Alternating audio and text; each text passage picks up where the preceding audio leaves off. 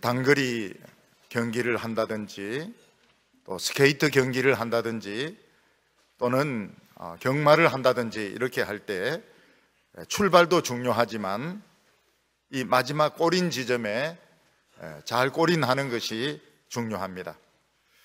어떤 사람은 잘 달리다가 골인전 앞에서 넘어지는 바람에 메달을 놓치는 경우도 많이 있습니다. 스케이트는 옛날에 가슴부터 먼저 들어오는 것이 점수가 유리한 줄로 생각했는데 우리나라 선수들이 발부터 스케이트부터 먼저 집어넣는 것이 더 점수가 유리하다 이래서 지금은 전부 스케이트 들어올 때 발부터 집어넣는 것을 볼 수가 있습니다. 오늘은 올해의 마지막 주일입니다. 우리는 이 마지막 주일을 어떻게 보내는 것이 과연 우리에게 유리할까요? 또 우리는 우리의 인생을 시작하는 것은 다 다르지만 우리의 인생을 어떻게 마치는 것이 우리에게 과연 아름다울 수 있을까요? 요즘 외국에서는 아직 돌아가지 않은 분들의 장례식을 미리 당겨서 한다고 합니다. 죽고 난 뒤에 장례식을 하니까 보고 싶은 사람들도 한 명도 보지 못하고 또 나누고 싶었던 이야기도 나누지 못하니까 살아있을 때 죽기 전에 장례식 한다 이렇게 통지를 해가지고 보고 싶은 사람들 다 오라 해가지고 같이 음식도 먹고 이야기도 하고 사진도 찍고 그러다가 죽을 때는 빨리 죽는다고 합니다. 참 좋은 생각인 것 같아요. 죽고 난 뒤에 사람들 뭐 꾸역꾸역 몰려 들어와가지고 뭐 울고 꽃받치고 이래봐야 무슨 소용이 있습니까? 아직 살아있을 때 친한 사람들, 보고 싶은 사람들이 이렇게 와가지고 서로 이야기도 하고 사진도 찍어주기도 하고 음식도 먹고 옛날 이야기도 하고 죽을 때는 그냥 팍 빨리 죽어버리고 이렇게 하는 것이 참 좋지 않겠는가 이렇게 생각이 듭니다. 근데 요즘 우리나라에서는 인생의 마지막을 너무 비참하게 너무 보기 좋지 않게 마치는 사람들이 너무 많습니다. 얼마 전에는 군에서 별 3개까지 단 사람이 무슨 조차를 받고 난 뒤에 기분이 나빴는지 막 투신 자살을 해버렸습니다. 그전에는 나름대로 노동운동도 하고 뭐 정치를 깨끗하게 한다고 하던 그런 국회의원이 무슨 돈을 받은 것이 드러나서 또 떨어져 죽어버렸습니다. 그리고 그 앞에는 연극 영화과 교수 인기 있는 그 배우가 또 여학생들을 많이 추행했다 이렇게 해서 목매 달아가지고 죽었습니다. 그 앞에는 유치원 교사가 죽고 또 유치원 원장이 또 죽었습니다. 어떤 중학생은 친구들인데 매를 맞다가 건물에서 떨어져 죽었습니다. 우리는 너무나도 많은 사람들이 자신의 인생을 이렇게 자살로 마치는 것을 보면서 과연 우리나라가 지금 정상적인가? 우리 일반인들의 지금 사고방식이 지금 정상적인가? 우리 이런 식으로 올해를 마쳐도 되는가? 이런 질문을 우리가 해보게 됩니다. 옛날에 우리가 가난할 때는 어떻습니까? 아무리 치사한 일을 당하고 아무리 모욕을 당해도 이를 악물고 살았습니다. 우리는 죽는다고 하는 것, 자살한다는 것을 우리는 생각하지 않았습니다. 우리는 자살한다고 하는 것은 미친 사람들이나 하는 것이고 정신병자나 하는 것이지 우리는 뭐 모욕을 당했다고 해서 우리는 뭐 치사한 일을 당했다고 해서 우리 절대로 자살 같은 거 안 했습니다. 그 이를 악물고 살았습니다. 근데 지금은 옛날에 비해서 생활 수준이 엄청 올라가게 되었습니다. 지식 수준도 올라가게 되었습니다. 지금은 사회적인 지위도 아주 높아지게 되었습니다. 그런데 사람들이 화가 난다든지 자존심 상한다든지 어떤 미래가 걱정이 된다든지 이래내면 견디지 못해서 뭐 떨어져 죽는다든지 목을 매가 죽는다든지 약을 먹어서 죽는다든지 이렇게 하는 것입니다. 오늘 우리나라 사람들은 다 분노 조절 장애가 있는 것 같습니다. 어떤 사람은 이렇게 말합니다. 2명 중에 1명은 분노 조절 장애가 있다, 이런 식으로 이야기를 합니다. 화가 나는 것을 참지 못하는 것입니다. 지금 아직 먹을 거 많고 돈도 있습니다. 분노를 조절 못하는 것입니다. 우리나라 정치도 보면 한 400~500년 전으로 돌아간 것 같습니다. 정권이 바뀌면 전직 대통령부터 시작해가지고 중요한 사람들, 눈에 거슬리는 사람들 무슨 수를 써서라도 감옥에 다 집어넣지 않고서는 불안해서 못 사는 이런 정치를 보게 됩니다. 그래서 전직 대통령 2명이나 지금 감옥에서 지금 언제 나올지도 모르고 지금 들어앉아 있습니다. 오늘 우리는 올해 마지막 주일을 지내면서 우리 이런 식으로 주일 지내고 또 2019년 또 만나고 또 살고 또 그러다가 기분 나쁘면 또 떨어져 죽고 목매달아 죽고, 과연 이게 정상적인 것인가? 오늘 우리들은 이 마지막 주일을 어떤 식으로 정리를 해야 참 아름답게 우리 2018년도를 마칠 수 있고 2019년도를 정말 홀가분하게 새 기분으로 시작할 수 있을까?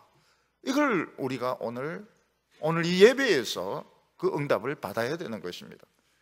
지나갔던 좋지 못한 것 다 틀 수 없을까? 미움이나 시기나 자존심 상하는 일이나 기분 나쁜 일 다 틀 수 없을까? 그리고 2019년 아주 기분 좋게 새 마음으로 시작할 수 없을까?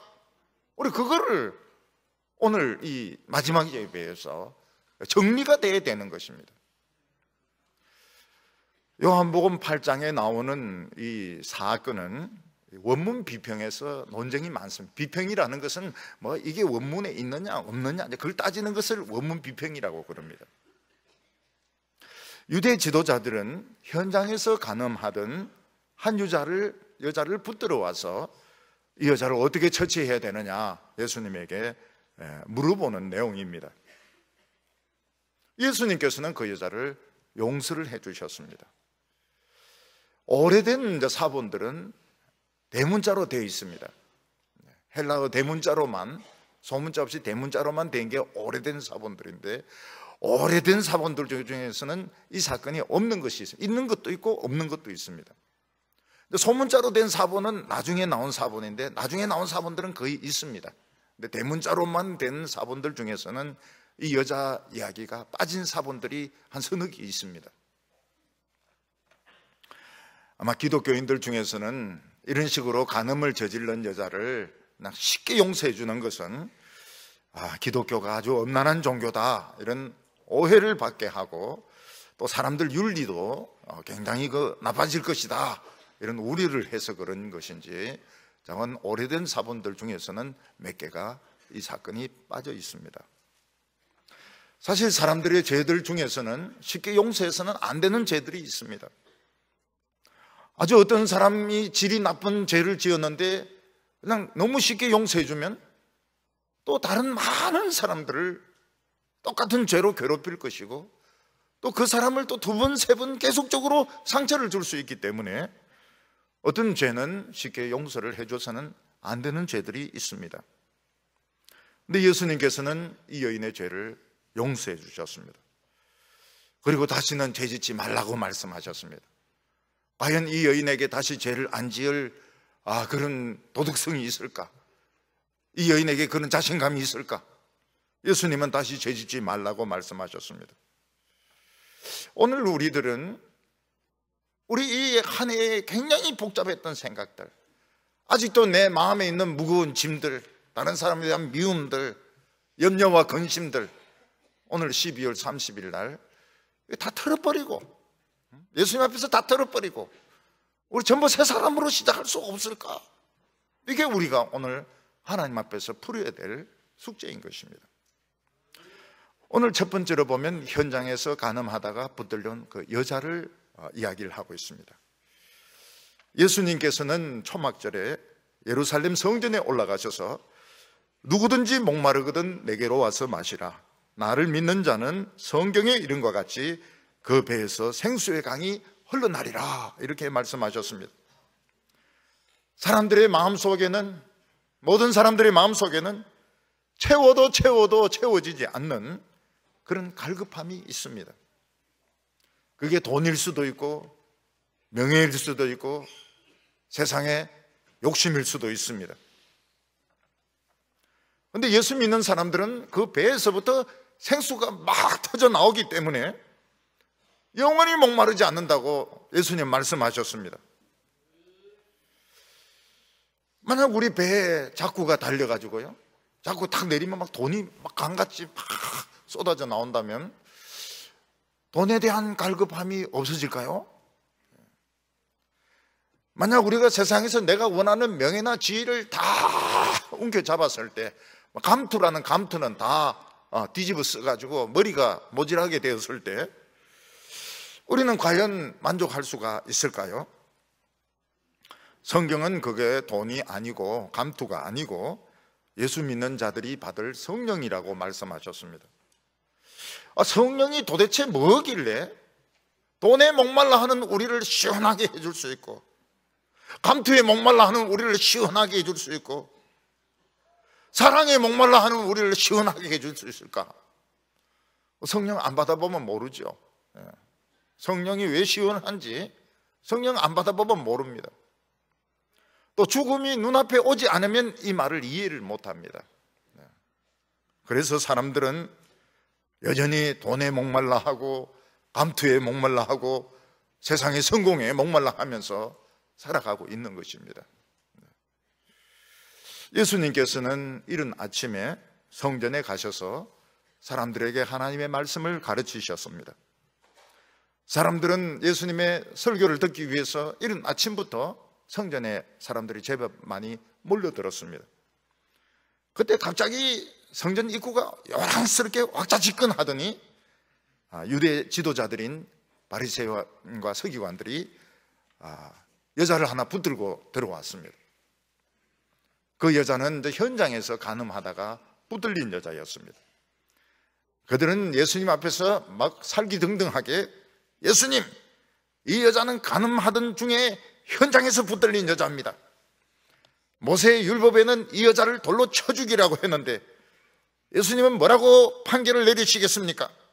우리에게 대답 좀 해주십시오. 이렇게 요구를 했습니다. 이 사람들이 이 여자를 예수님에게 붙잡아 온 것은 몰라서 어떻게 해야 될지 몰라서 붙잡아 온 것이 아닙니다. 예수님을 고소할 핑계를 찾으려고 예수님을 그 여자를 잡아온 것입니다. 모세의 율법에는 어떻게 되어 있는가 하면 간음하다가 현장에서 붙들린 사람은 돌로 쳐 죽이라 그렇게 되어 있습니다. 그렇지만 이 율법이 엄격하게 지켜지지 않은 것 같습니다.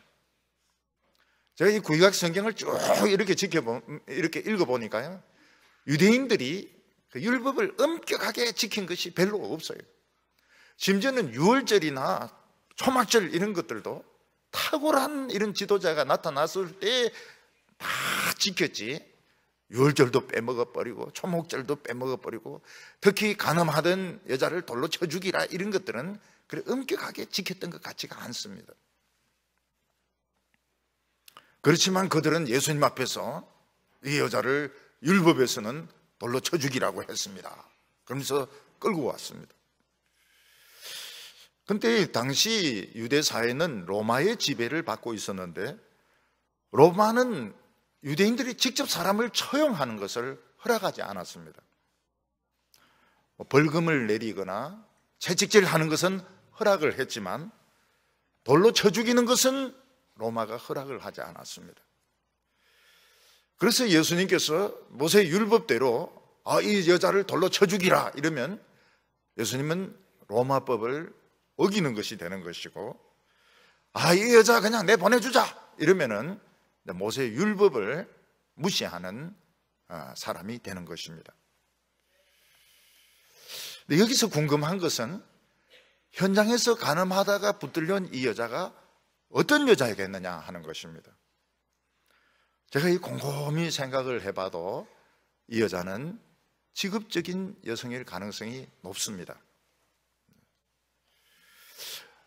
유대 사회 예루살렘 안에는 이런 직업적인 이 매춘하는 여성들이 어느 곳에 있었던 것입니다. 그래서 유대 지도자들은 어느 곳에 가면 이런 매춘하는 집이 있고, 그리고 그곳에 급습을 해서 이 여자를 잡아왔을 가능성이 굉장히 높습니다. 그때 그 상대를 하던 남자는 그냥 잽싸게 창문으로 도망을 쳤든지, 안 그러면 뭐 돈을 주든지 사정을 해서 풀려났을 가능성이 많고, 이 여자는 결국 붙들려 온 것입니다. 예수님께서 자주 말씀하시기를 너희들보다 세리와 창녀가 천국에 먼저 들어갈 것이다, 그런 말씀을 하신 것을 보면 이 예루살렘 안에도 그 매춘 행위를 하는 그런 여성들이 제법 있었던 것입니다.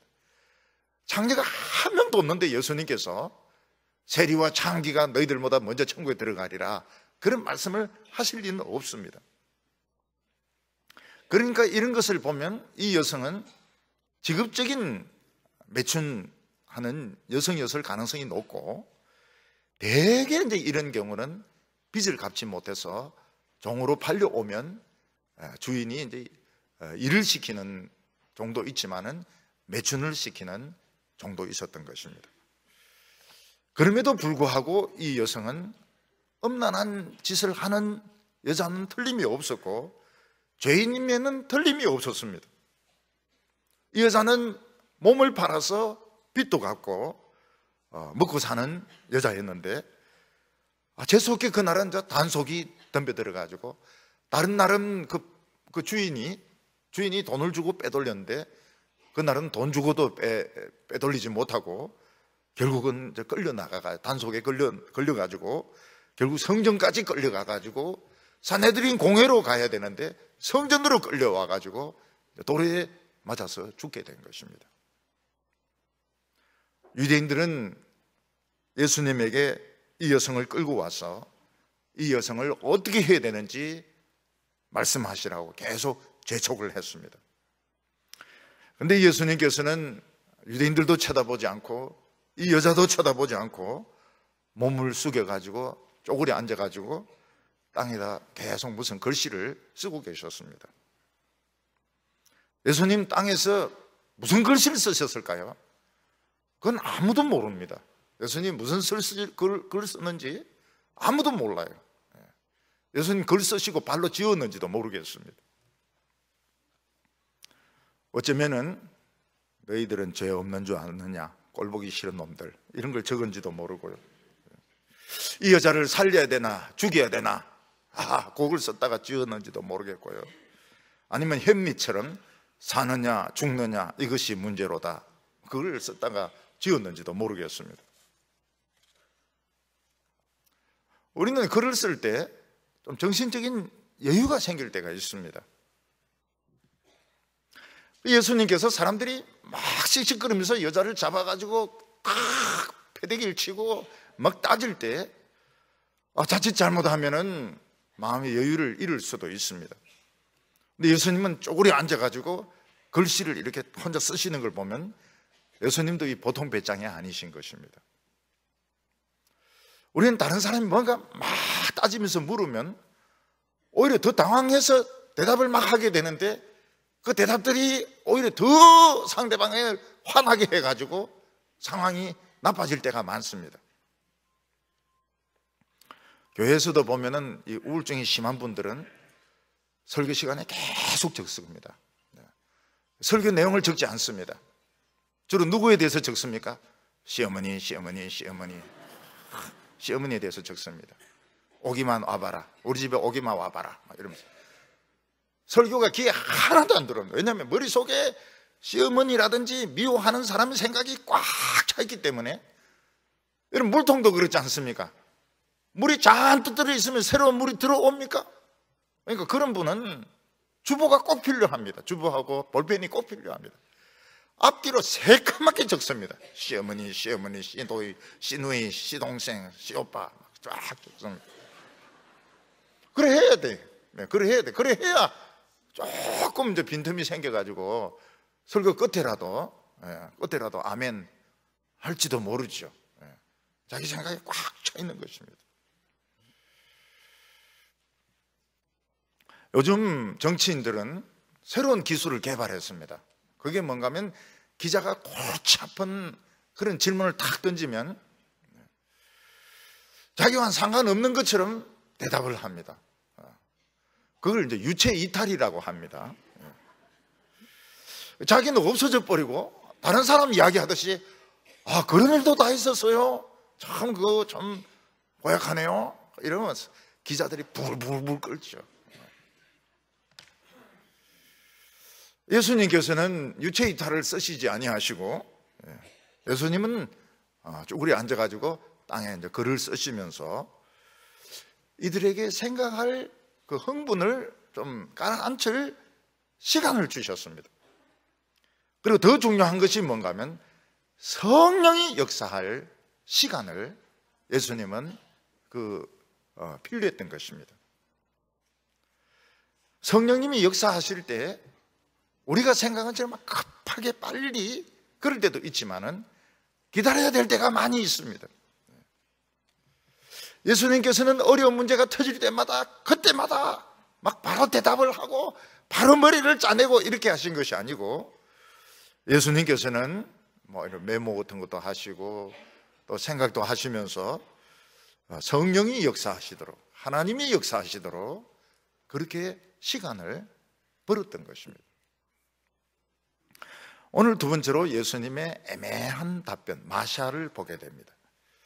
마샬이라고 하는 말은 수수께끼라는 뜻을 가지고 있는데 비유라는 뜻도 가지고 있고 좀 애매한 그런 말을 말합니다.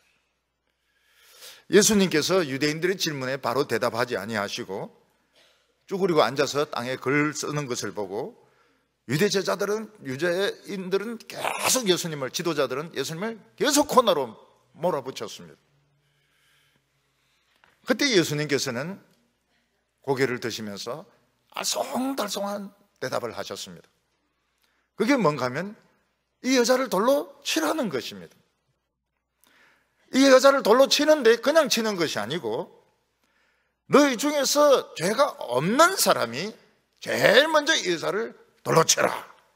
그러면서 또 고개 숙이고 또 글을 막 적으시는 것입니다. 예수님이 이번에는 뭐라고 글을 적었을까요? 너희들 죄 내 다 알고 있다. 그런 걸 아마 적었을 것입니다. 작년 13일 날 무슨 일이 있었는지 내 다 알고 있다. 그런 거 적었을 겁니다. 예수님이 엎드려서 글 쓰는 동안에 놀라운 일이 벌어졌습니다. 그게 뭔가 하면 성령이 역사를 하시는 겁니다. 성령이 그들을 감동을 시킨 것이 아니고요. 그들은 이 예수님을 믿는 사람들이 아니고 공격하는 사람들이니까 성령이 그들을 양심을 찌르기 시작했습니다. 그래서 어른들로부터 시작해서 젊은이까지 전부 돌을 하나씩 들고 있었는데 돌을 내려놓고 한 명씩 성전을 떠나기 시작했습니다. 이게 바로 성령이 역사하는 시간이었습니다.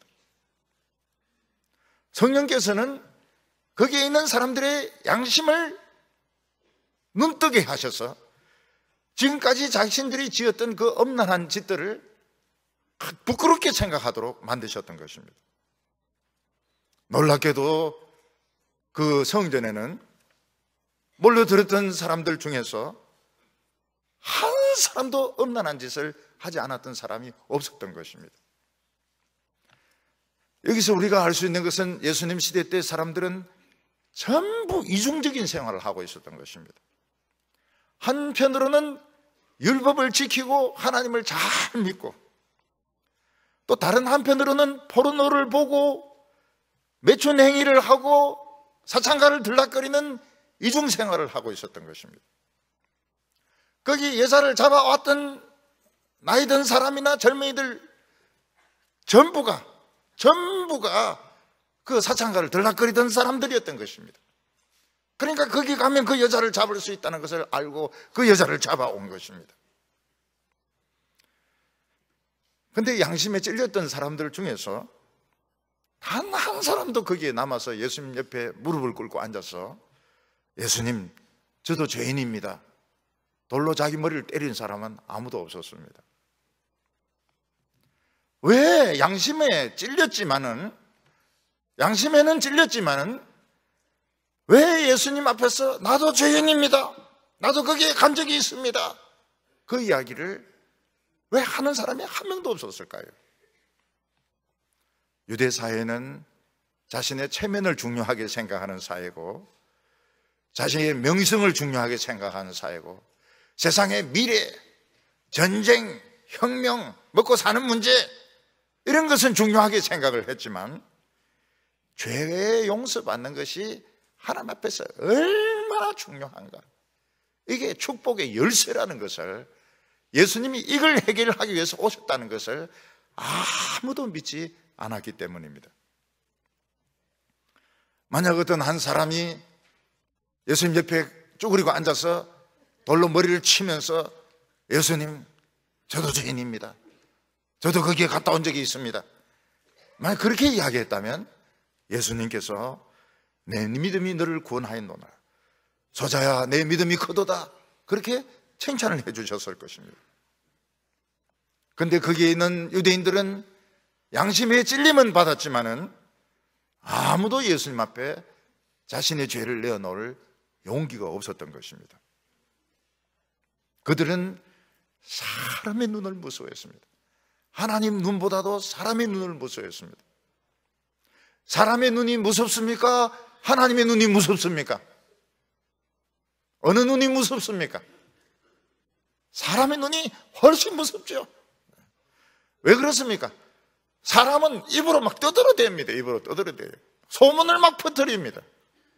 근데 하나님은 그냥 가만히 계시니까 사람들은 죄 짓고 나서 사람의 소문, 사람의 평가를 훨씬 더 두려워하는 것입니다. 그러나 이 세상에 죄가 없는 사람은 아무도 없습니다. 이 세상의 모든 사람들은 속에 죄가 다 있습니다. 또 속에 털어야 될 미움도 있고 분노도 있고 어려움도 있습니다. 결국 차이가 있다면 병원에 진단을 받고 암이라는 판정을 받은 것과 아직 병원에 안 가고 버티고 있는 그 차이지, 모든 사람들은 암 환자고 모든 사람들은 다 죄인인 것입니다. 예수님께서는 바로 우리 속에 있는 이 죄의 문제, 이 암덩어리, 우리 속에 있는 이 근본적인 이 문제를 해결해 주기 위해서 오셨습니다. 근데 사람들은 죄 문제보다는 체면 문제, 돈 문제, 위신의 문제, 먹고 사는 문제, 이걸 더 중요하게 생각하기 때문에 양심에는 찔리지만 예수님 앞에 무릎 꿇고 예수님, 저도 죄인입니다, 제가 죄인입니다, 이 고백을 하는 사람이 아무도 없었던 것입니다. 한때 우리 사회에서 미투 문제로 사회가 막 들끓었던 적이 있었습니다.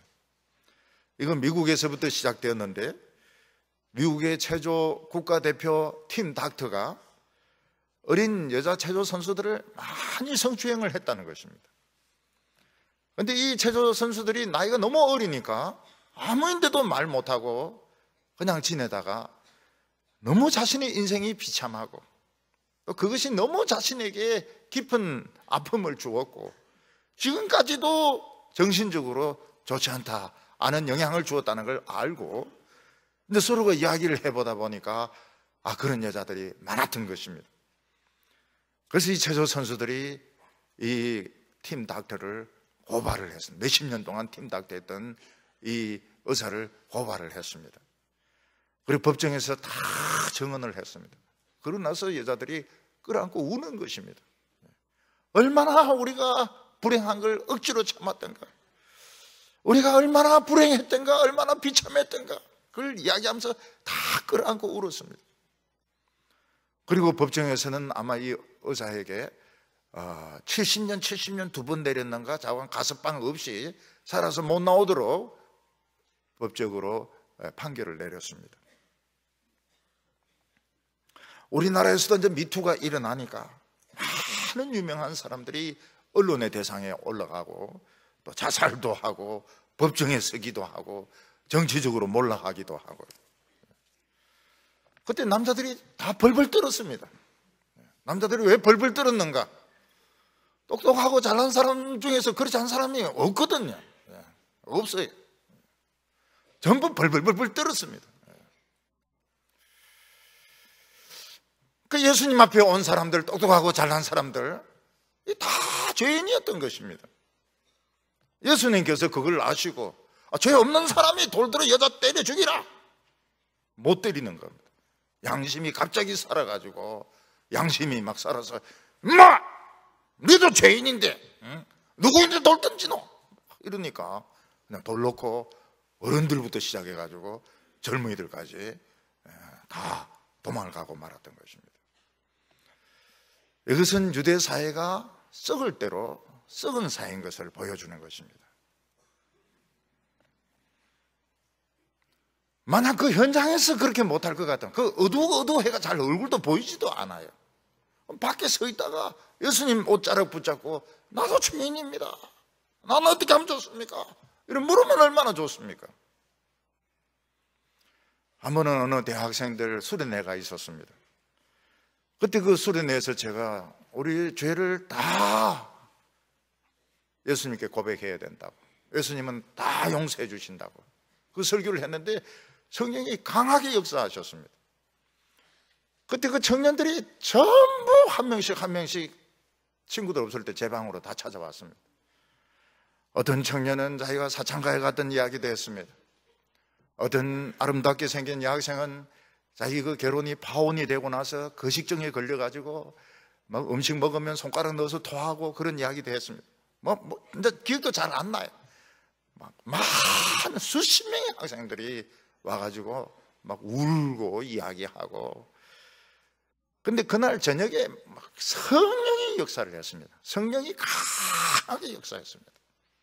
그리고 하루 딱 지났는데 싹 다 변해 있습니다.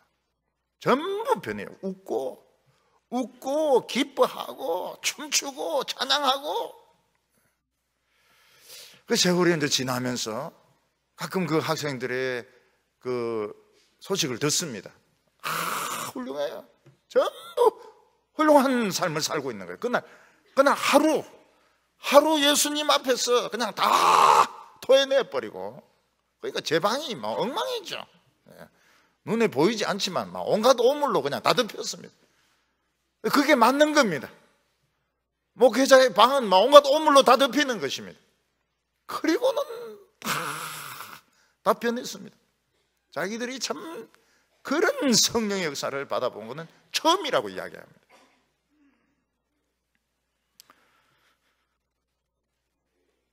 여러분, 우리가 하나님의 말씀을 들을 때는 인생을 치료받으려고 하는 것입니다. 12월 30일, 오늘 우리들은 올해 한 해를 치료받는 한 해인 것입니다. 오늘 우리는 말씀을 듣고 우리는 모든 우리 속에 있는 이 좋지 못한 것들, 미움이라든지 고생한 거라든지 죄 지은 거라든지 양심에 걸리는 거라든지 다 예수님 앞에 내놓으면 용서받지 못할 죄인은 한 명도 없습니다. 예수님은 다 잘했다고 해주십니다. 다 잘했다고 그렇게 해주시고 예수님은 기쁨으로 그걸 가져가 주시고 한 명도 야단치지 않습니다. 그리고 전부 변하여 새 사람이 되는 겁니다. 오늘 세 번째로 예수님께서는 나도 너를 정죄하지 않는다 이렇게 말씀하셨습니다. 예수님께서 몸을 숙여서 글을 쓰지 않고 한 명 한 명 똑바로 쳐다봤더라면 아마 그 사람들은 고개를 들 수가 없었을 것입니다. 근데 예수님께서는 그들의 양심의 판단에 맡겨두고 예수님은 고개를 숙여서 글만 쓰고 계셨습니다. 그랬더니 그들은 돌을 다 내려놓고 전부 다 달아났습니다. 마지막에는 여자와 예수님만 남았습니다. 그때서야 예수님은 고개를 들고 여자를 보면서 예수님께서 물어보셨습니다. 너를 고발하던 사람들이 다 어디 있느냐? 너를 정죄하던 사람은 없느냐? 이렇게 물어보셨습니다. 여자는 벌벌 떨면서 주여 없습니다. 이 여자의 운명은 예수님 한 분의 손에 달렸습니다. 예수님마저 돌 던지면 죽는 것입니다. 그러나 예수님은 돌을 던지지 아니하셨습니다. 나도 너를 정죄하지 아니하노니 가서 다시는 죄를 범치 말라, 이렇게 말씀하시면서 그 여자의 죄를 용서해 주시고 새 인생을 살라고 하면서 돌려보내 주셨습니다. 여기서 우리가 이해 안 되는 것은, 이런 엄란한 짓을 하는 여자를 쉽게 용서해 주면 세상이 어떻게 되겠습니까? 혼을 내주고 감옥에 가두고 머리털을 막 밀고 뽑고 뭐 이렇게 하든지 해야지 세상이 좀 덜 엄란해지지. 이런 여자를 그냥 내보내주면 어떻게 됩니까? 또 예수님께서 죄를 범하지 말라 이런 데서 그게 안 됩니까? 그게 됩니까? 그게? 이 여자는 이미 매춘 행위를 하는 여자라는 낙인이 지금 찍혀 있습니다. 모든 남자들이 그렇게 알고 있습니다. 이 여자는 성전까지 끌려갔던 여자입니다. 그리고 이 여자가 지금 여성이라면은 딴 거 뭐 해가지고 먹고 살겠습니까? 누가 이 여자에게 일거리를 주겠습니까?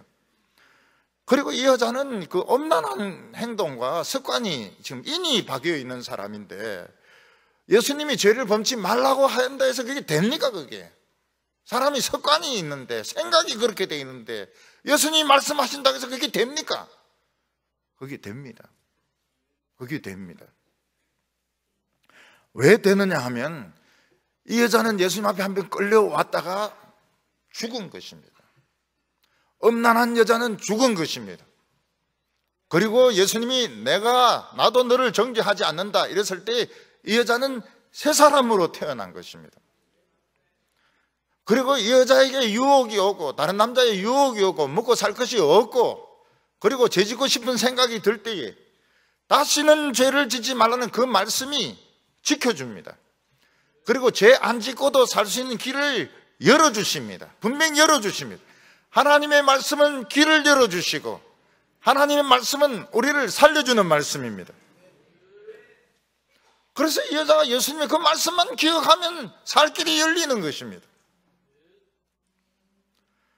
우리나라 사람들이 인생의 마지막을 자살로 마치는 사람이 그렇게 많다는 것은, 이는 우리 사회가 정상적인 사회가 아닌 것입니다. 폐역하고 악한 사회인 것입니다. 우리는 끝까지 다른 사람의 죄를 용서하지 않고 끝까지 미워하고 끝까지 다른 사람이 망해야 직성이 풀리는 그런 사람들이라는 것입니다. 우리는 경제가 나쁘다, 북한의 핵 문제가 어떻다, 김정은이 어떻다 이런데 그거는 두 번째, 세 번째 문제도 안 됩니다. 오늘 우리나라 사람들이 굉장히 악한 사람, 미움에 가득 차 있는 사람이고, 분노가 이 조절이 안 되는 사람이고, 남을 망하게 해야 기분이 좋아지는 사람입니다. 그런데 크리스찬들도 많이 물들어 있습니다. 크리스찬과 세상의 경계선은 거의 없어지고 있습니다. 그래서 우리는 12월 30일을 그냥 보내서는 안 되는 겁니다. 세상을 이래 쉽게 죽어서는 안 됩니다. 우리가 지금 이 세상 사는 것은 너무 귀한 축복입니다. 우리 이를 악물고서라도 예수님 뭐라고 말씀했습니까? 오른뺨을 때리면 왼뺨을 돌려대고 머리털 뽑고 얼굴에 침을 뱉어도 살아야 된다고 말씀을 하셨습니다. 자존심 때문에, 체면 때문에 뛰어내리고 이렇게 하면 안 되는 겁니다.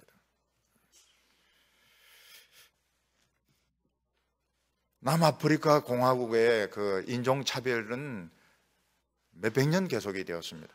백인들이 진짜 못된 짓을 많이 했어요. 그래서 넬슨 만델라는 26년간 루손 섬에 갇혀 있습니다. 그는 그 감옥에서 나와서 최초의 흑인 대통령이 되고 난 뒤에 그는 뭐라고 특별법을 내렸는가 하면, 백인이 이 흑인들을 학대하고 강간하고 죽인 것을 다 조사는 해라 그랬습니다. 조사는 하지만 처벌은 안 한다고 했습니다.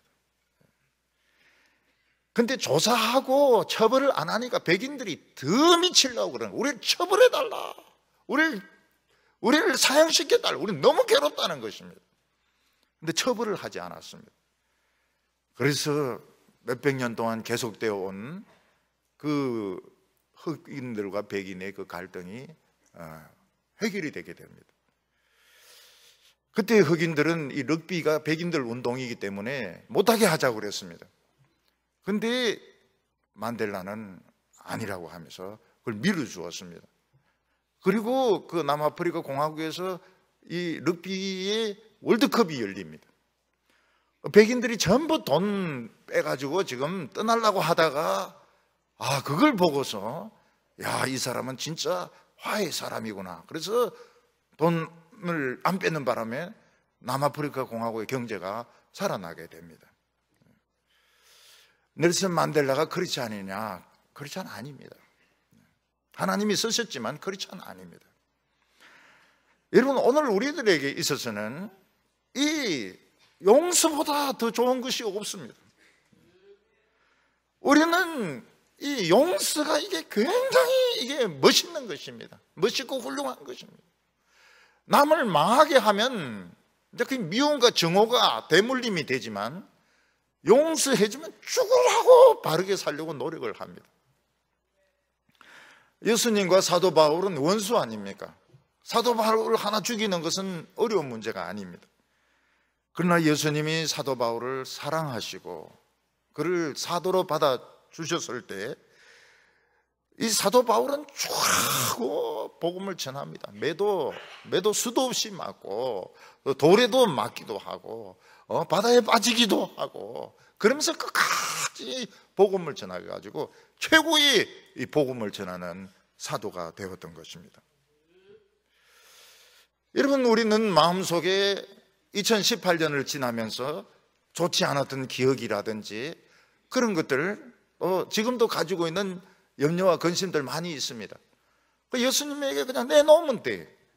이 여자는 그냥 강제로 끌려와서 회개했는데 이 예수님의 축복을 받았습니다.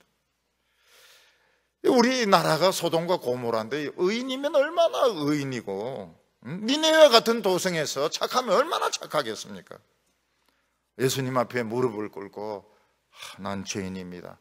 이 돌로 내가 맞아야 됩니다. 이렇게 할 때 예수님께서는 내 믿음이 너를 구원하였노라. 내 믿음이 크도다. 그러면서 살 길을 열어주시는 것입니다. 우리가 예수님 앞에 끌려와서 자존심 한번 버리는 순간 우리는 죽습니다. 죽고 뭐로 태어나게 됩니까? 새 사람으로 태어나긴 태어나는데 뭐로 태어납니까?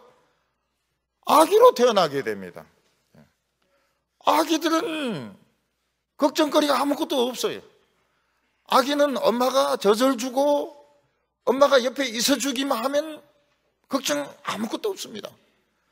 내년에 경제 지표, 그냥 고용, 이런 거, 아기들은 관심이 없습니다.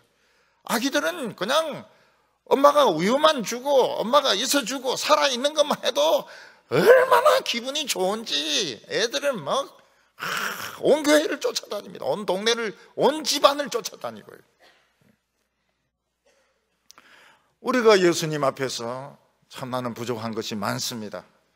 내 마음에 불만도 많고 상처도 많고 하나님의 말씀대로 살지 못한 것도 있고 미워하는 사람도 있습니다. 그러면 아기로 태어나게 됩니다. 여러분, 아기는 예수님께서 키워주세요. 걱정할 것이 아무것도 없습니다. 저는 목사가 된다고 하는 걸 생각을 안 했어요. 목사가 된다는 걸 생각을 안 해봤어요. 저 같은 사람 돈 벌어가 이제 교회 헌금을 하려고 생각했지 저는 목사가 된다는 걸 생각을 안 해봤습니다. 제가 동부교회 담임 목사로 온다는 것은 0.0001%도 생각해 본 적이 없습니다. 근데 왔어요. 그 장로님들 물어봤습니다. 장로님들 정상이 아닙니다. 나를 부른 것은 장로님들 미쳐서 부른 겁니다. 이랬더니 장로님들이 뭐라고 말씀하세요? 목사님 우리 정상입니다 이러면서 그런 소리 하지 말라고 말이죠. 저는 책을 낼 생각이 없었습니다. 저는 그런 재주도 없어요. 근데 책이 막 나왔어요. 많이 나왔어요. 보니까 책이 많이 나왔어요. 저는 청년들 그 집회도 막 갔습니다. 어느 날 교회를 못 찾아가지고 막 두리번거리고 있는데 내가 있는 겁니다. 보니까 내 얼굴을 탁 포스트에 얘가 이쪽으로 가라고 이렇게 해놓은 거예요. 그래서 찾아갔어요. 저는 한 것이 아무것도 없습니다. 근데 하나님이 뭐 다 하셨어요. 하나님이 다 하셨어요. 하나님이 목사도 되게 하시고 동부교회도 가라고 하시고, 그때도 장로님들도 약간, 장로님들은 정상이었다 그래요. 근데 나는 아무리 생각해도 장로님들이 정상이 아니었던 것 같아. 내보다 딴 사람을 해야 되는데. 책도 그 출판사들이 좀 헷갈한 것 같아요. 근데 책을 내는지 모르겠어요. 여러분, 어린아이가 되면 행복합니다. 굉장히 행복해요. 어린아이들은 너무너무 행복합니다. 저도 어렸을 때 행복했습니다. 저도 어렸을 때 이 볼때기 살이 막 철렁철렁 하면서 굉장히 행복했어요. 우리가 어른이 돼가지고 온갖 세상 걱정 다 하니까 행복하지 않습니다. 우리 불행해요. 온갖 짐이란 짐은 다 끌머지고, 내 짐 걸머지고, 가족들 걸머지고, 애들 짐 걸머지고, 손자들까지 걸머지고, 아직 손자에 태어나지도 않은 애까지 걸머지고, 우리 대한민국 전부의 미래를 걸머지고 말이죠. 저 아프리카의 짐까지 걸머지고, 일본까지 걱정해주고.